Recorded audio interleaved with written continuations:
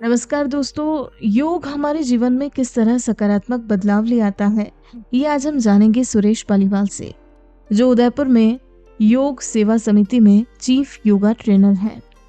ये सुकृपा फाउंडेशन के सीईओ भी हैं। इनके पास योग में एमए, पीजी डिप्लोमा, डीएलएल और एलएलबी है और यह इंटरनेशनली सर्टिफाइड योगा टीचर हैं। दोस्तों, इन्होंने 1975 में Rajasthan state mines and minerals limited में स्टेनोग्राफर के रूप में अपना करियर शुरू किया और 38 सालों की समर्पित सेवा के बाद ये सेवानिवृत्त हुए। सेवानिवृत्त होने के बाद इन्होंने अपने जीवन में योग को अपनाया, साथ ही अपने फाउंडेशन के माध्यम से अच्छे स्वास्थ्य के लिए आयुर्वेदिक सिद्धांतों को बढ़ावा दिया। अब इनके जीवन का लक्ष्य है योग को जन जन तक पहुंचाना, ताकि यह लोगों के जीवन का अभिन्न अंग बन सके और हर कोई योग को अपने जीवन में अपनाकर निरोगी और स्वस्थ जीवन जिए। योग करने के आखिर क्या क्या फायदे हैं, किस तरह यह हमारे जीवन पर सकारात्मक प्रभाव डालता है, ये आज हम इनसे बखूबी जानेंगे। तो आइए मुलाकात करते हैं इनसे और जानते हैं इनके जीवन के प्रेरणादायक अनुभवों एवं किस्सों के बारे में। नमस्कार, मैं सुरेश पालीवाल। मैं अंतर्राष्ट्रीय योग प्रशिक्षक हूँ। साथ ही एक सुकृपा फाउंडेशन है, उसका मैं सीईओ। मेरी क्वालिफिकेशन है MA, PG diploma in yoga, DLL, LLB and internationally certified yoga teachers from yoga alliance international, जो कि मैंने रिटायरमेंट के बाद किया है। जैसा कि मैं बचपन के बारे में बताऊं तो मेरा बचपन एक छोटे से गांव में निकला है। बिजोलिया डिस्ट्रिक्ट भिलवाड़ा में एक गांव है जहां फादर की सर्विस थी। तो हम लोगों ने पढ़ाई के साथ साथ जो देशी गेम्स कह सकते हैं अपन, गिल्ली डंडा, कंचे, मारदड़ी वगैरह, उसके साथ साथ हमने अपना बचपन जिया है। आज हम देखते हैं बच्चे मोबाइल में बिजी रहते हैं। उसके बाद मेरी स्कूलिंग वहीं पूरी हुई। कॉलेज मैंने एमएलएसयू उदयपुर से ग्रेजुएशन किया 1974 में। उसके बाद मैंने एक गवर्नमेंट कंपनी है Rajasthan state mines and minerals limited, उसमें एज ए स्टेनोग्राफर ज्वाइन किया 1975 में। अभी मैं +70 हूँ। 2013 में मैंने after 38 years of service retirement हुआ है मेरा। और उसके बाद से मैंने योगा को अपना पैशन बना लिया है। Not my profession, it is my passion. Because हम चाहते हैं कि अब हम लोगों को भी अवेयर करें इसके बारे में। करो योग, रहो निरोग, ये हमारी टैगलाइन है कि जो योग करेगा वो बीमार नहीं होगा, हम ये नहीं कहते हैं, लेकिन निरोग जरूर रहेगा। और कोशिश उसके पीछे हमारी यही है कि हम अवेयरनेस प्रोग्राम्स चला रहे हैं। जैसा कि मैंने बताया, हमारी जो फाउंडेशन है इसके तहत हम environment, wellness, yoga, art and craft, इसकी बारीकियां भी कह सकते हो, उसके plus and minus, pros and cons हैं, ये हम स्कूली बच्चों को बताते हैं, ताकि बचपन से ही उनमें अगर ये बीज पड़ जाता है तो बड़े होकर वो अपने जीवन में इसको उतार सकते हैं। चूँकि मेरा पैशन या मेरा फील्ड अभी 80% योगा को डेडिकेटेड है। हमारा उदयपुर में एक सेंटर चलता है अंबा माता में, जो कि उदयपुर का सबसे पुराना सेंटर है। अबाउट 40 ईयर्स से चल रहा है। जब रामदेव जी नहीं आए थे फील्ड में तब से चल रहा है। जो मेरे गुरु थे डॉक्टर सुंदरलाल दत्त, उन्हीं की प्रेरणा से। और जब उनकी डेथ हो गई तो वो बोल के गए थे कुछ भी हो जाए ये सेंटर बंद नहीं होना चाहिए। तो तब से हम ये कोशिश कर रहे हैं कि वो सेंटर लगातार चलता रहे और भगवान की कृपा से वो अभी तक बराबर चल रहा है। और हमारी कोशिश यही है कि हम योगा को जन जन तक फैलाएं, उनके जीवन में उतारें। हम ये नहीं कहते कि आप पढ़ाई मत करो, दूसरा कोई मत करो, लेकिन आप योग को अपने जीवन में उतारें। योग कोई करने की चीज़ नहीं है। बहुत से लोग कहते हैं कि हम योग करने जा रहे हैं, लेकिन हम ये कहते हैं कि योग करने की चीज़ नहीं है, ये एक जीवन में उतारने की चीज़ है। मैं आपको छोटा सा एग्जांपल देता हूँ। पतंजलि, जो इसके महर्षि पतंजलि जिनका नाम है, वो योग के जनक कहे जाते हैं। उन्होंने इसके 8 स्टेप बताए। मैं शॉर्ट में बता देता हूँ आपको। यम, नियम, आसन, प्राणायाम, प्रत्याहार, धारणा, ध्यान और समाधि, ये सब मिलकर योग बनता है, न कि खाली एक्सरसाइज। तो उन्होंने जो सबसे पहले 2 नियम बताए हैं, यम और नियम, ये लाइफ स्टाइल से रिलेटेड है। यम मीन्स आपका अहिंसा, शौच, अपरिग्रह, इस तरह से जो आपकी लाइफ से रिलेटेड है। 3rd नंबर आता है आसन। आसन जो है फिजिकल आपकी फिटनेस के लिए, क्योंकि अगर आप फिजिकली फिट नहीं है तो कोई भी काम नहीं कर पाएंगे। तो फिजिकल फिटनेस के लिए उन्होंने एक ही बताया है, उसका एक लाइन में, स्थिरम सुखम आसनम, मीन्स जिस पोस्चर में आप स्थिर रह सकते हैं वही आसन है।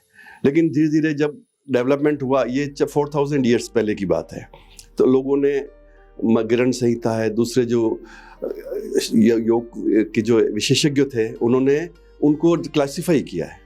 उन्होंने फिर बैठ कर करने वाले, खड़े रहकर करने वाले, सोकर लेट कर करने वाले, इस तरह उनको आसन करते करते उन्होंने, अगर देखा जाए तो 84 लाख को डिवाइड कर दिया, जितनी हमारी योनियां हैं। फिर धीरे धीरे 84,000 किया, फिर 84 किया, लेकिन 32 ऐसे आसन बनाए जिसमें आपका पूरा एक्सरसाइज हो जाता है।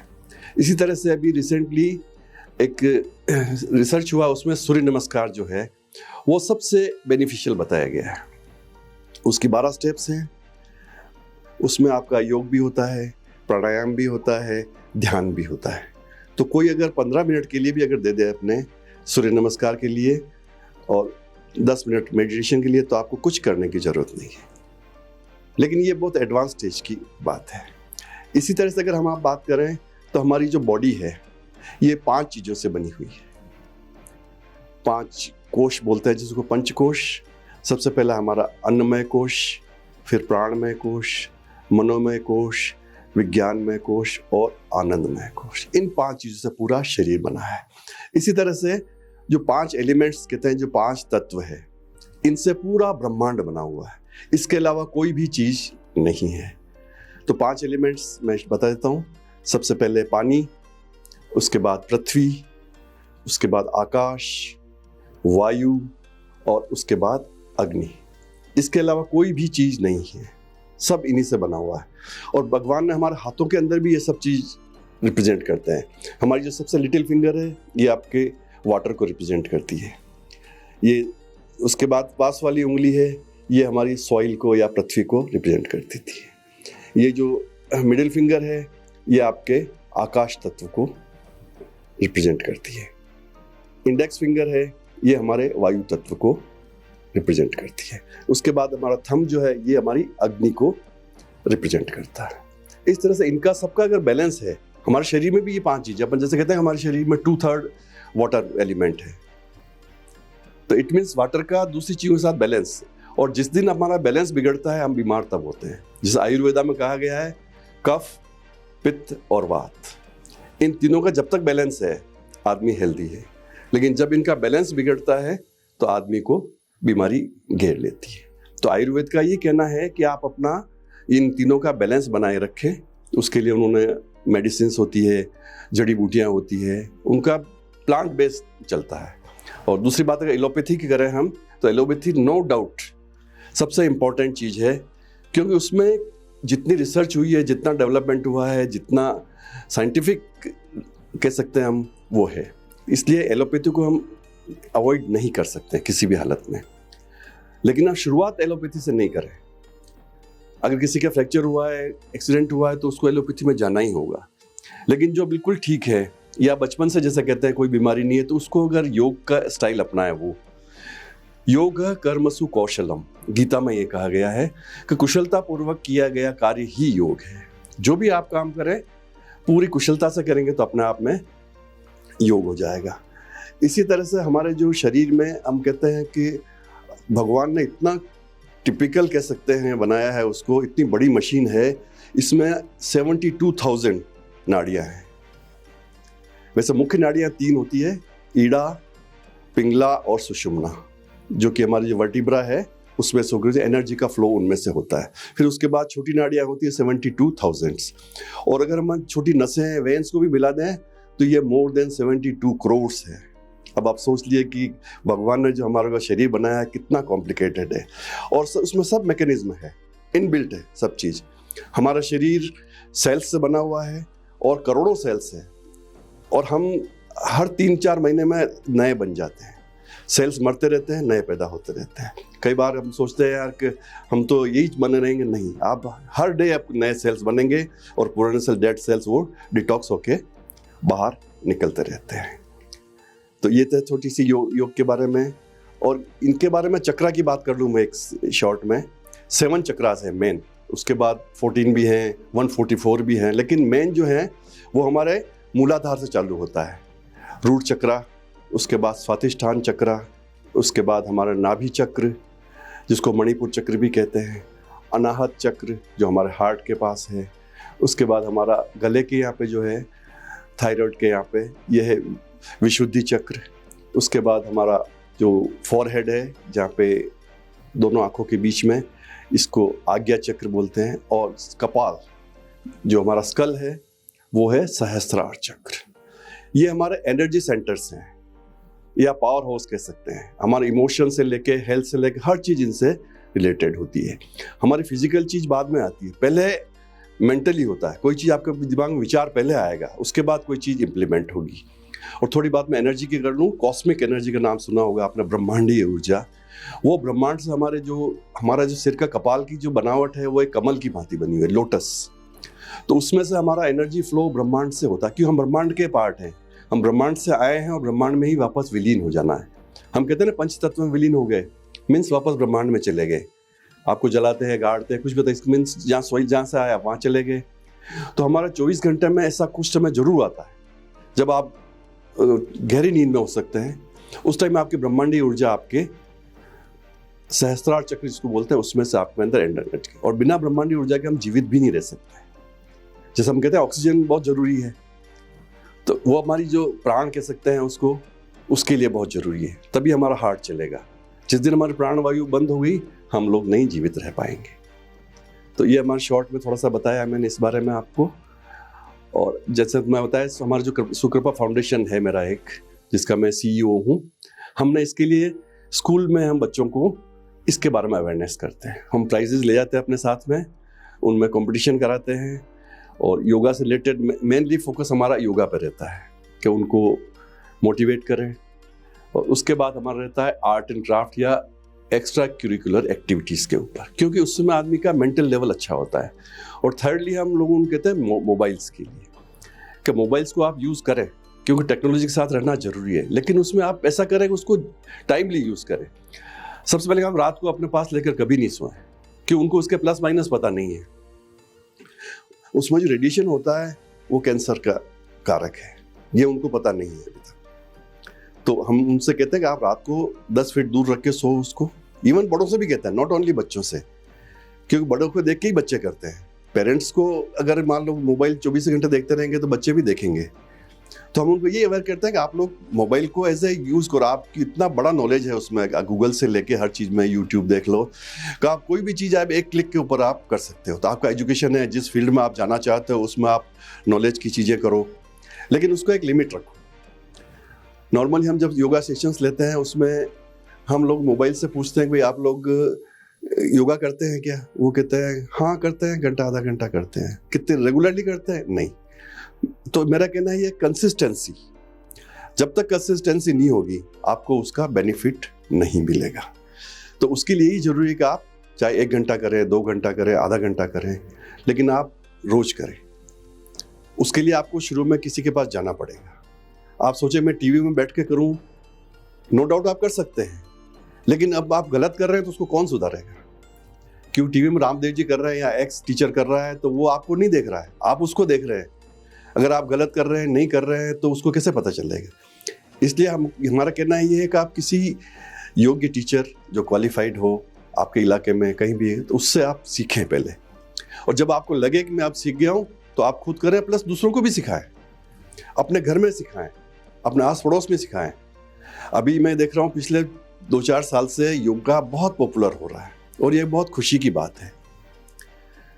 हमारा हिंदुस्तान जो है इसका जनक है, गुरु है, योग कहते थे हम उसको। फिर क्या हुआ, ये फॉरेन में जाके योगा बन गया और योगा बन के हमारे यहाँ वापस लौटा और अब हम उसको अपना रहे हैं। है बेसिकली हमारा इंडिया का हर चीज़। आज की डेट में अरबों रुपए का मार्केट है योग का, मैं आपको बताऊं, अरबों रुपए का इसको मार्केटिंग बना दिया है। लेकिन उसके बावजूद भी मैं ये कहता हूं कि फिर भी लोग इस बहाने कर तो रहे हैं उसको।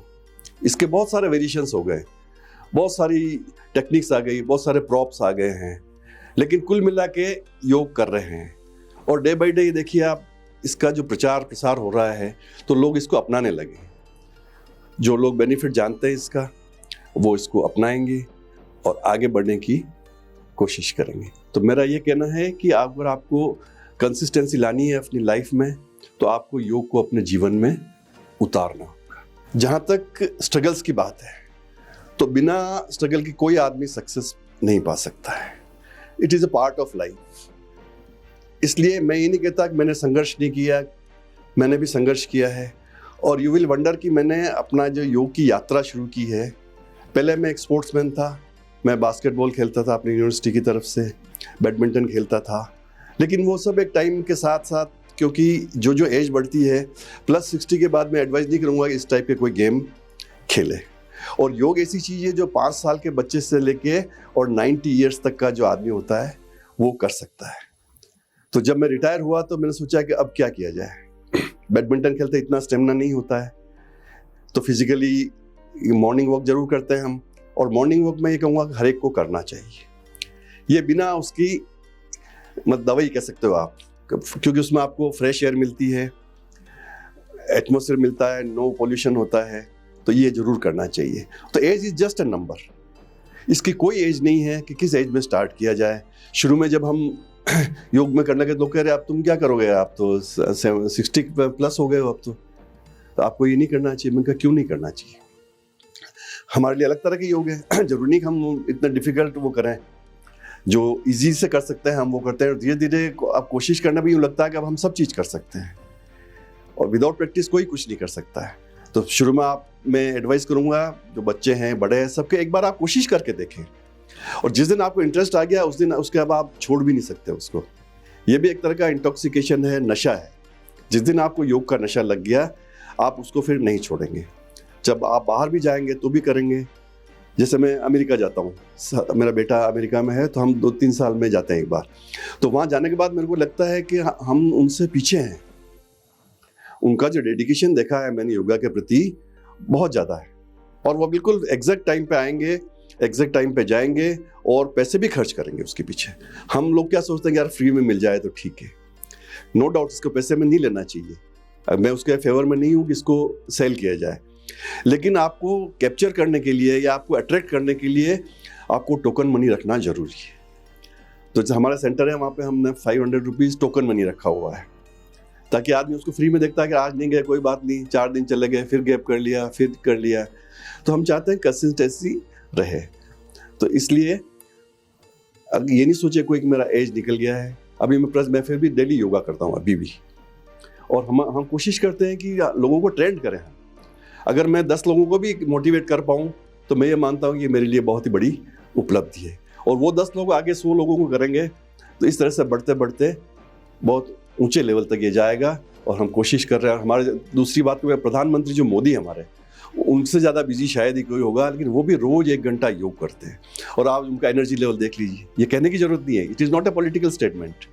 आप उनका एनर्जी लेवल देखिए, उससे पता लगेगा आपको कि एनर्जी क्या होती है। आप अमिताभ बच्चन को देखिए, ये 16-16, 18-18 घंटे काम करते हैं। और आज एक 50 साल का कोई ना उसका रहे यार नहीं यार मैं तो थक गया, मैं नहीं कर सकता हूँ। तो ये अपना मेंटेलिटी है, जिसको कहते हैं ना मेंटेलिटी अगर आपकी सही है कि नहीं आई कैन डू, तो ना यू कैन डू। जो भी इस वीडियो को देख रहे हैं, मेरा उनसे यही कहना है कि आप ज़्यादा से ज़्यादा लोग करें और लोगों को भी करवाएं, और उसका बेनिफिट आप खुद महसूस करेंगे। और जिस दिन आप बेनिफिट इसका लेना चालू करेंगे तो आपको लगेगा कि मैं इसको बांटूं लोगों को। तो आपका बहुत बहुत धन्यवाद, और आप इसको शेयर करें और खुद भी फायदा उठाएं। जय हिंद, जय भारत। दोस्तों, आप सुन रहे थे योग सेवा समिति के चीफ योगा ट्रेनर और internationally certified yoga teacher Suresh Paliwal की जीवन की कहानी, इनकी अपनी जुबानी। ऐसी ही प्रेरक कहानियाँ रोजाना सुनने के लिए चैनल को सब्सक्राइब करें, बेल आइकन जरूर दबाएं और वीडियो को लाइक, कमेंट और शेयर करना ना भूलें। अब आप भी बन जाइए भारत की प्रोफेशनल कम्युनिटी की आवाज़ और सुनाओ अपनी कहानी, बनाओ अपनी पहचान की इस मुहिम से जुड़कर जीवन के अनुभवों, करियर यात्रा, उत्पादों एवं सेवाओं के पीछे की वास्तविक कहानी से देशवासियों को प्रेरित करें और अपनी एक नई पहचान बनाएं। Tell your story, inspire and build your brand with the power of video. जय हिंद, जय भारत।